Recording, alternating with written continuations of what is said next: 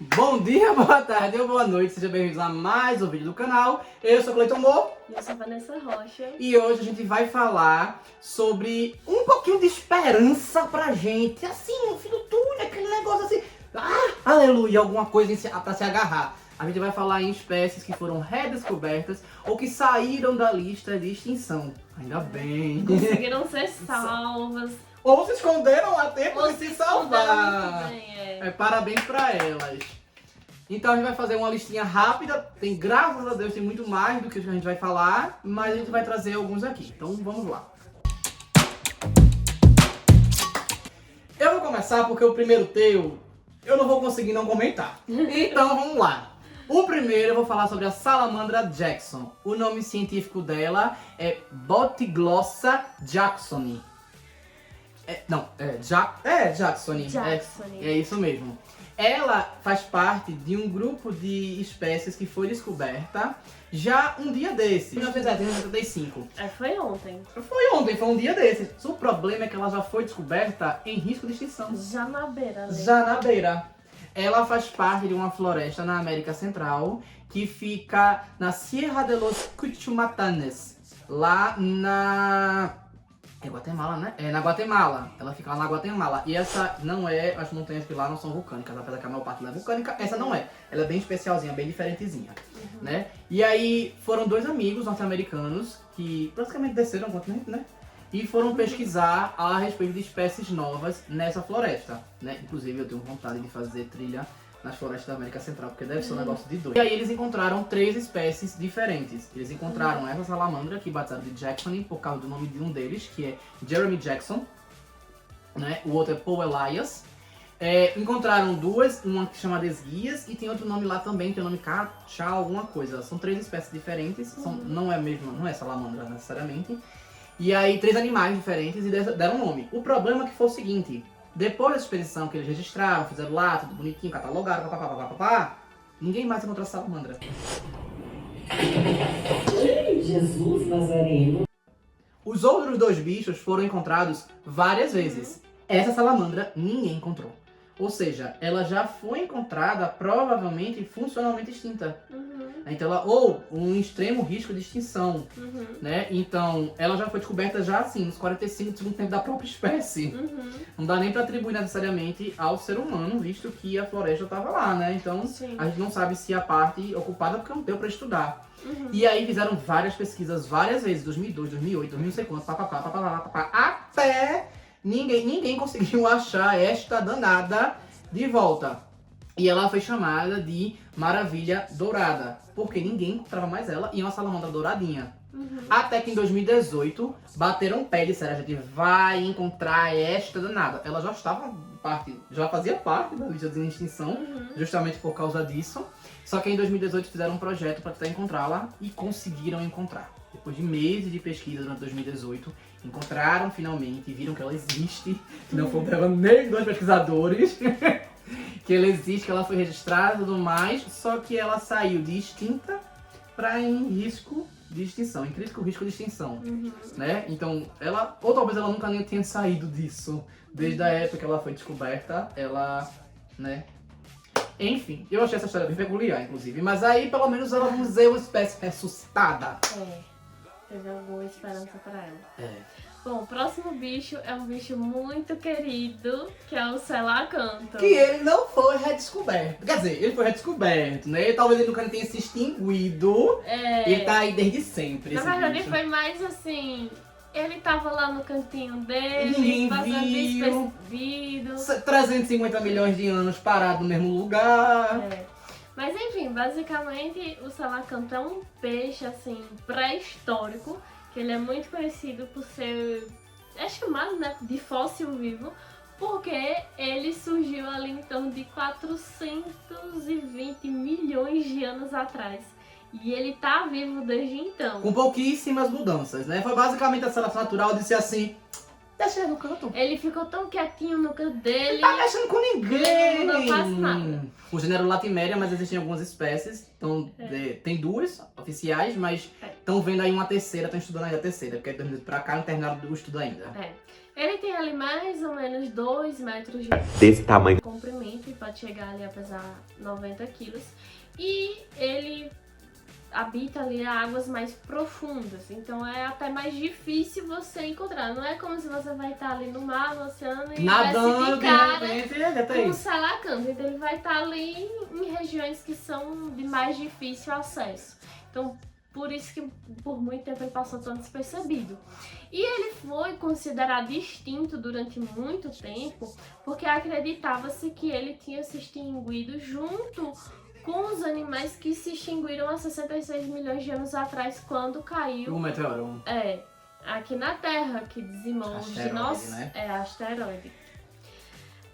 E aí dizimou assim boa parte da biodiversidade da Terra e acreditava-se que ele também tinha ido de arrasto aí junto com essa galera.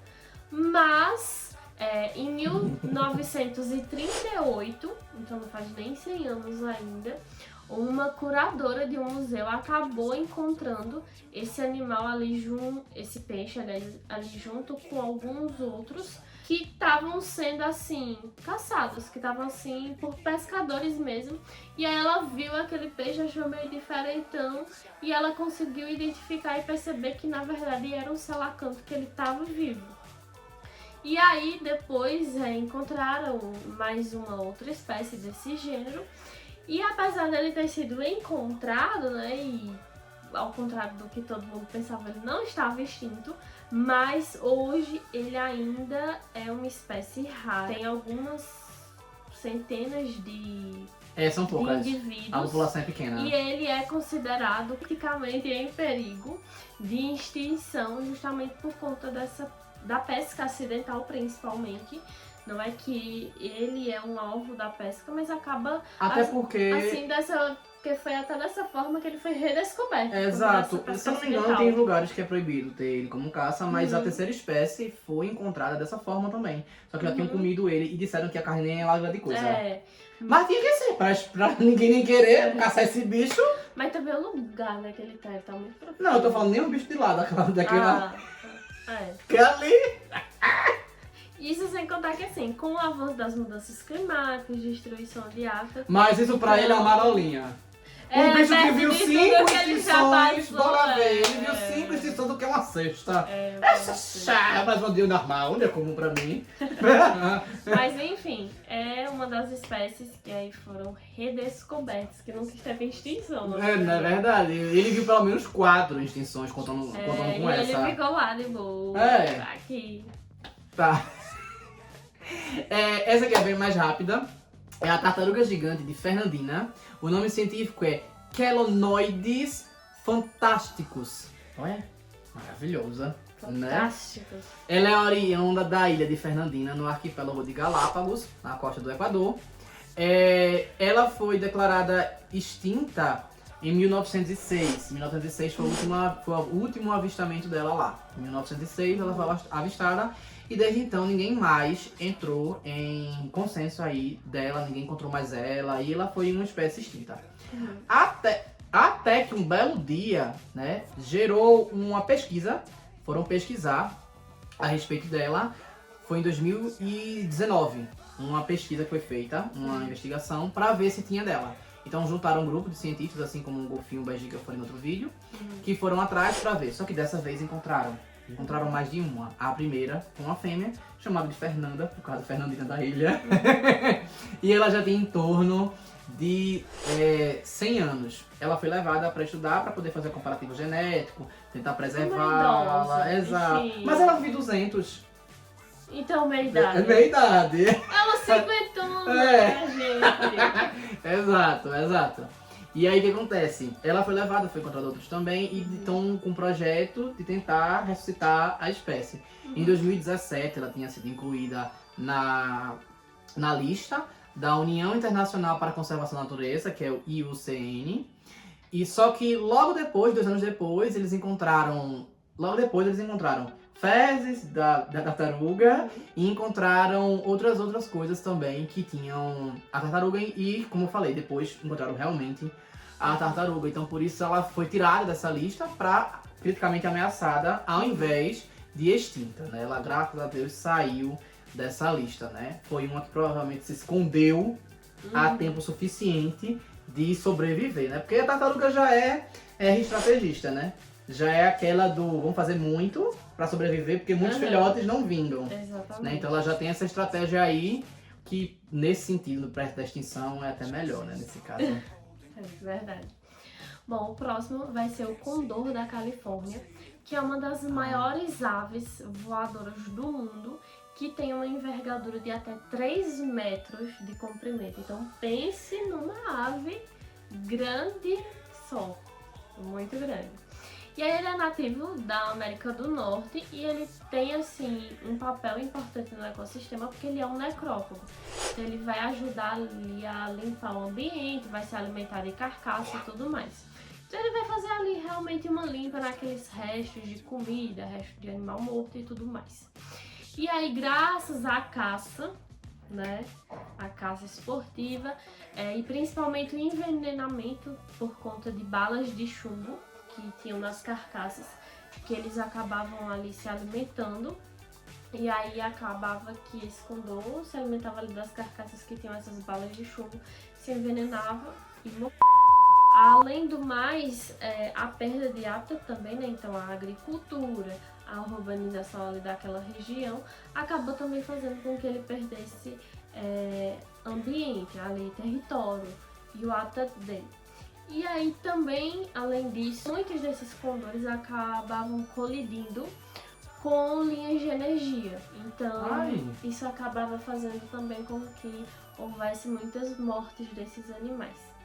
E aí, lá pela década de 1980, restava somente 27 animais na natureza. E aí, graças a um programa assim, de conservação que foi feito, acabaram resgatando esses 27 indivíduos que restavam e acabaram ali reproduzindo eles em cativeiro, mantendo eles ali e protegendo eles, acabaram É um trabalho se muito reproduzindo. de formiguinha, né? Um trabalho de formiguinha, leva tempo, não é uma coisa assim, daqui pro ano que vem tá pronto.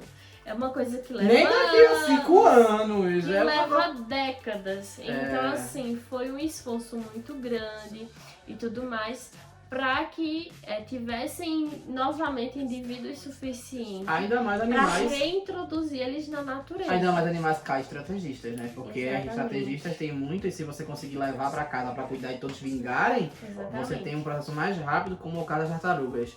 Mas no caso de aves, que a maioria não acho nenhuma, e todas são K, aí é outra conversa, né? Realmente. E aí, enfim, depois de todos esses esforços, lá mais ou menos na década de 1990, acabaram conseguindo reintroduzir esses animais, mas dessa vez em áreas protegidas, porque não adiantava reintroduzir eles em áreas que os caçadores iam lá e iam caçar de novo. Então reintroduziram eles nessas áreas e aí hoje essas populações vivem ali em algumas partes da Califórnia, do Arizona também e também em uma parte do México. E aí, embora hoje ainda sejam considerados criticamente em perigo, a população hoje em dia tem mais ou menos ali 500 indivíduos e 300, sendo 300 deles na natureza. Mas já é melhor 27, né? já é melhor do que 27. Essa espécie, ela não ressuscitou recentemente, ela é um pouco antiga, mas ela passou por um processo de extinção e reconstrução dela. Aldabra rail, não sei nem se tem nome disso em português, pelo menos eu não achei. O nome científico é Driolinus cuvieri aldabranus. Ela é uma espécie de ave que não voa. Elas ocupavam uma ilha, o atol de Aldabra, isso 136 mil anos atrás. Tempo com força. Tempo com força, né? Elas ocuparam ali aquela região que é próximo da ilha de Madagascar, próximo das Ilhas Maurício, né? Ali pertinho. E sabe o que aconteceu? Houve uma época que teve uma inundação. Como elas não voaram, elas afogadas. Todas elas. Só que o que acontece? 100 mil anos atrás, ou seja, 36 mil anos depois disso, houve a era glacial. E aí, por causa disso, o nível do mar baixou. aves de Madagascar migraram de novo pra lá e elas evoluíram de novo para o mesmo bicho. Elas... Tu entendendo como é que aconteceu? Pronto, o nome disso é chamado de evolução interativa, porque meio que foi as mesmas condições que elas encontraram na anterior. Então, por isso, elas evoluíram para o mesmo bicho da época que tinha. E como é que o ser humano descobriu, já que a gente não estava lá para poder fazer a contagem, né? O que foi que aconteceu? Foi através de estudos de fósseis que viram que o genoma delas eram diferentes o suficientes e tinha um intervalo muito grande entre elas. Então foi visto que houveram 2 subespécies dessa espécie, só que uma foi extinta em um momento e a outra está hoje. E elas têm quase as mesmas características, considerando como se fosse uma ressuscitação natural de uma espécie, simplesmente por estar inserido aí no mesmo ambiente, reconfirmando a teoria da pressão seletiva, né, da seleção natural em si, reconfirmando isso e causando uma condição muito específica que não sei nem se tem outro bicho que tem esse relato, porque é raríssimo acontecer uma coisa dessas, né? Então, seria. Inclusive, eu falei que ia falar, acabei não falando, a pata tartaruga, ela tinha um genoma parecido, 100 anos de diferença do que tinha de registro, mas não tinha o igual. Só que ela tinha mais matches, né, genômicos com a original do que qualquer outra espécie. Então ela é considerada a mesma espécie. Entretanto, a gente pode ver que a partir disso significa que ela já está acumulando mutações. Então a pressão seletiva e a evolução já estão agindo, mesmo dentro de 100 anos só, né? Então a gente já tem uma expressãozinha aí. Então significa ressuscitar uma espécie, devolver uma espécie, não necessariamente significa que ela vai ter o mesmo carga genética 100% batido, né? Porque a evolução continua. Se eles se isolaram, tiveram que se adaptar para sobreviver e voltar a ser visto, alguma coisa aconteceu. Exatamente. Alguma coisa aconteceu.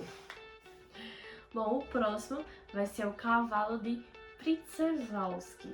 Walski. Przewalski. Nome difícil.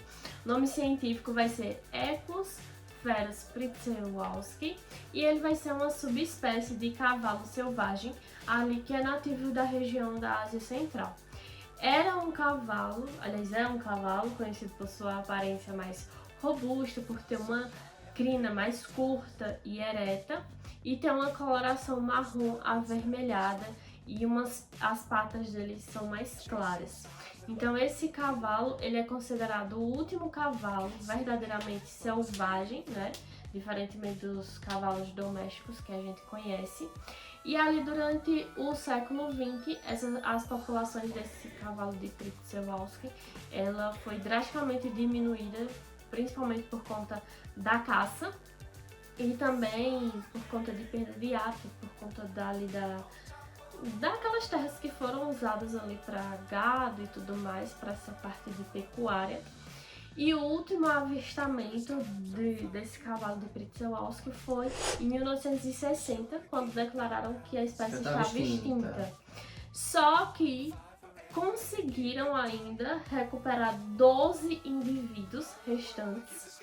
Quase nada. E aí, com muito esforço, conseguiram reproduzir esses espécies e reintroduziram eles já em 1990 ali em reservas naturais da Mongólia, do Cazaquistão e também da China. Então colocaram eles em áreas ali preservadas, em áreas protegidas.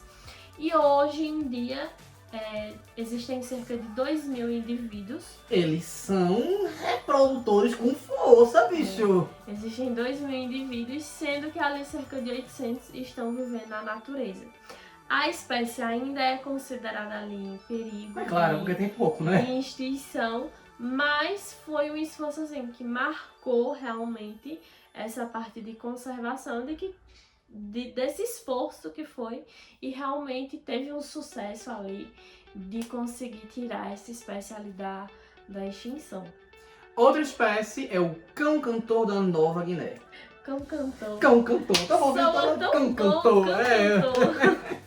De nome científico Canis lupus haustromi, ou haustromi, né? E dizem que eles são parentes dos dingo, então eles são naturalmente da Oceania, né? Já que foi decretado através de pesquisas que o dingo ele é de lá, de fato, né? São cães que O uivo deles é comparado ao canto da baleia jubarte.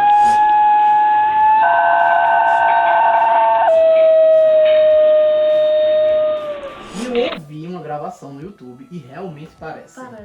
Parece. Se você lembra do jubarte de cabeça assim, você vai... Mas é muito parecido realmente. Esses cães, existe todo uma coisinha com ele a respeito de que eles tinham sido declarados extintos até que pouco tempo, em 2000, assim, já pra cá, já 2000 e pouquinho, porque eles foram mantidos em cativeiros, 200 dele, tá? Ele foi declarado extinto e tudo mais, só que 200 foram mantidos em cativeiros e 2016, mais ou menos, foram encontrados 7 cães próximo a uma montanha, uma floresta que tem na montanha, a Nova Guiné. E encontraram esses cães na natureza e foi um furdunço, né? Poxa, será que esses cães são dali e tudo mais? Realmente são da natureza? E aí foram buscar esses cães em 2018, 2 anos depois. Foram buscar esses cães pra ver como é que tava a situação, pra fazer o estudo genético, pra ver se ele não eram algum dos cães que estavam em cativeiro, né? Que tinha fugido, ou algo desse tipo. E aí quando fizeram o match genômico, descobriram que eles são da mesma espécie, porém, eles não fazem parte desses 200. Eles são, de fato, cães remanescentes selvagens. 2020, por causa disso, que foi 2018 foi começado o estudo, mas 2020 foi que decretado realmente que eles não estão mais extintos, né? Eles realmente, então provavelmente alguém fugiu ali e se manteve por um tempo daquela forma. E descobriram que o DNA dele batia em torno de 60% a 70% com o DNA do grupo endogâmico daqueles 200 criados em cativeiro, né? Então, mais uma vez o que eu falei, provando que a seleção natural e a evolução das espécies continua acontecendo todo dia. Exatamente. Continua acontecendo todo dia, porque aqueles 200, como só cruzavam entre eles, gerou endogamia, mas a carga genética é a mesma, né? E aí, quando comparado com os outros, já viram que teve uma mudançazinha aí. E eu achei isso bem bacana, né? Eu achei isso bem bacana. Bom, e a última espécie que a gente vai falar hoje vai ser o rinoceronte branco do sul. Ah, eu ia falar dele. O nome científico dele é Ceratotherium simum e é uma subespécie de rinoceronte branco que ele é reconhecido principalmente pelo seu grande porte, por ter um comportamento um pouco mais sociável e também tem uma coloração acinzentada. Ele vai habitar principalmente, aliás, savanas do sul da África e ele é o maior rinoceronte moderno que a gente tem. Ali pelo século XIX, a população desses rinocerontes foi drasticamente reduzida, chegando ali em torno de 100 indivíduos, principalmente por conta da caça excessiva. Então os caçadores tinham esse interesse de caçar esses animais principalmente para obter o chifre deles. Foi o principal fator para o declínio dessa espécie. E também alguns outros fatores, como a perda de hábitat por conta de desenvolvimento de terra agrícola e etc. E também de outras atividades humanas. E aí, ali pelo século XX, meados do século XX, graças também a esforços de muita gente, conseguiram resgatar exemplares desses indivíduos. E também estabeleceram, né, algumas autoridades africanas também estabeleceram umas áreas de proteção e também acabaram colocando algumas leis também de proteção para esses animais, para a caça principalmente, contra a caça. Além disso, alguns programas de reprodução em cativeiro que foram bem sucedidas acabaram também aumentando o número desses indivíduos, aumentando a população desses indivíduos e a ajuda também comunitária. Então muita gente na África local, normalmente acontece isso, né? Quando se engaja na restauração de uma planta, de uma floresta ou de um animal, normalmente a população engaja. Isso eu achei bem legal, porque realmente muitas comunidades locais aí eu assim, quando a gente vai ver essa ajudar. questão de animal, de reintrodução e tudo mais, eu acho que fica mais óbvio que a comunidade se envolve realmente quando são países africanos oceânicos. Porque o Kiwi também tem um projeto desse e a população se envolve. Infelizmente, em alguns outros lugares isso é meio que ignorado, mas eu vejo muito, pelo menos, quando acontece na África e na Oceania, o povo se envolve de verdade pra tentar reestruturar. Não que aqui no Brasil não tenha, né? A gente tem Projeto Mar, entre outros aqui, mas enfim. Mas não é uma coisa tão marcante assim. Não é porque. Talvez seja porque pra gente seja natural a ajuda e a gente meio que ignora, não vira um destaque, né? E quando a gente compara com o todo também não seja tão significativo, infelizmente. Mas quando é nesses lugares, eu acho que principalmente no continente africano, é muito vívido, é muito. Você vê muito a comunidade mesmo.